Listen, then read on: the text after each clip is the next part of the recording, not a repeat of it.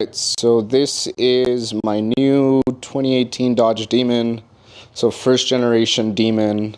Just wanted to take time and do a full blog of everything. I highlighted some of the features that I liked on my Instagram, but wanted to do a deep dive and just show the differences on the car, what I really like, the features. First and foremost, I'm a big fan of all the Demon badging. They really did a good job of making this stand out a little bit and making it feel just slightly different than a Hellcat. So you'll see all the Demon badging on the doors, on the fenders. You'll see Demon instead of a Hellcat, where you would see that there on a Hellcat. And we'll get inside and I'll show you guys. So when you actually power the car on, you turn your accessories on, you'll see a Demon pop up there. And I think one really big difference,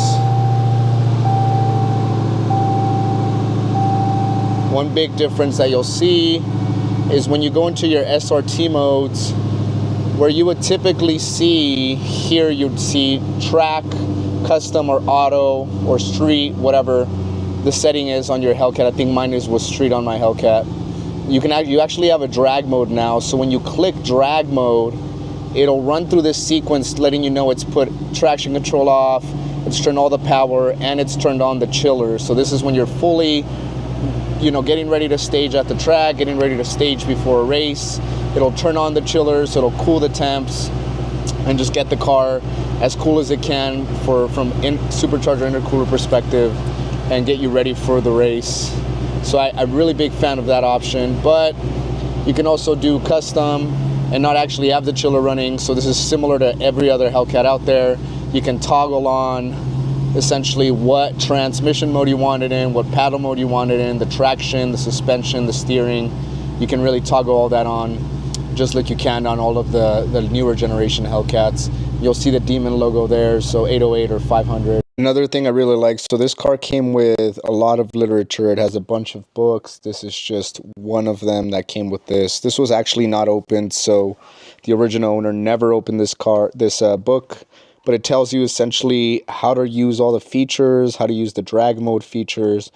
This car has both a line lock and a trans brake, so that you're able to get the best launch and the best warm up and everything at the track. And so this kind of breaks down how those features work and how you use all of those features. And this Demon has a lot of different books that came with it, just kind of explaining all the differences in the modes and the performance features that come on the car, which I really, really like. I also like the fact that this was unopened, so I was actually the first one to open this since 2018, which was pretty cool. Another detail I wanted to show was the wheels. So the Demon comes standard with these 18-inch wheels. It already has 315s in the back. You obviously get the wide body, so you're able to run a wider tire. I've seen people run up to 345s on these stock wheels, 345 35s. So that's likely what I'm going to be switching to. But even right out of the factory, right out of the gate, this car looks really, really well with just the tires that come on it. It's running Dyno NT 555Rs right now. I'm probably going to be switching these to the ET Street Rs. The engine bay looks very similar to a Red Eye. So if you've seen Red Eyes, obviously you have the red valve covers, red engine block. But this was the first car that actually incorporated all of that. So you'll have the open air filter box, but you'll have on the supercharger lid, you'll actually have a Demon logo, which is really, really cool. Big fan of that. You have the air grabber hood. So the way this works is as you're driving, this actually feeds air and routes it to the intake itself to make sure you're getting the coolest possible air, the coolest intake air temps as you're running down the track. One thing we did do right away, so I'm at 5,000 foot elevation, so I lose a lot of boost compared to sea level. This car was only making about 11 pounds of boost, so we added this Grip Tech pulley to bring it back up to what it makes at sea level. So now it's back up to 14, 15-ish PSI of boost, which is what it should make. So we do have to spin the blower a little harder because we're really high up in elevation here, but it's running really, really strong. I'll post videos. We're gonna go dyno tomorrow, so we have a dyno day scheduled. We'll be going out there to dyno my car. There will be a turbo Mustang and also a Jimmy that we're gonna try to dyno, a turbo Jimmy, to see what kind of numbers we get. Just the baseline before we start modding. And of course, those of you that follow me, here is my Kong 2650. This guy's actually getting ready to go out and get ported. So Kong offers a porting service for these now. So I'm going to take advantage of that, send it back out, get it ported, and then we'll be ready. Overall, I'm really in love with this car. This is, you know, when I was in college, 2018, this car dropped. It was my last year of college, so it's kind of a goal car of mine to always get this, and now to have it is really, really awesome. So future plans, we're going to obviously add the Kong 2650, but we're also going to be looking at doing either a 411 or a 422 stroker to go along with it.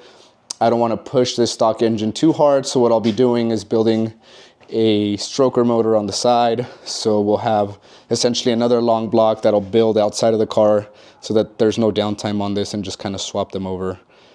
So more to come on that. All right, we're at Boom Performance today, gonna dyno the Demon. Completely stock tune. All we did, we're at 5,000 foot elevation here, so we bumped up the boost just so it makes what it does at sea level with just a bolt-on upper pulley, but we're gonna see what it makes up here. All right, dyno day.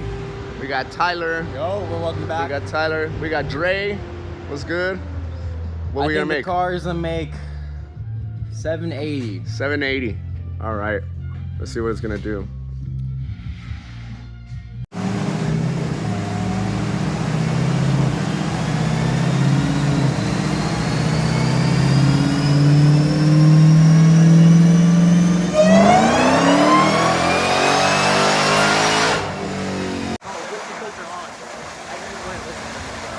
We're back from the dyno. Let's just debrief really quick on the numbers. So we did 2 pulls. First one was 747 at 764 torque.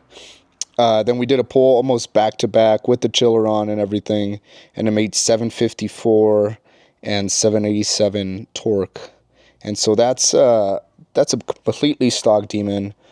Not bad at all for a completely stock car. What I didn't do with my Hellcat before was baseline it before I started modding it. So I wanted to get some baseline numbers on this Demon, run it on the dyno, and then go back to that same dyno and just see where we've progressed. So rather than have weird figures or have there be any variances in readings I may get, I'll go back to the same dyno just to see how my particular car has improved. And so I always tell people, you can't really compare one dyno number to the other. All dynos read differently. All dynos are calibrated differently.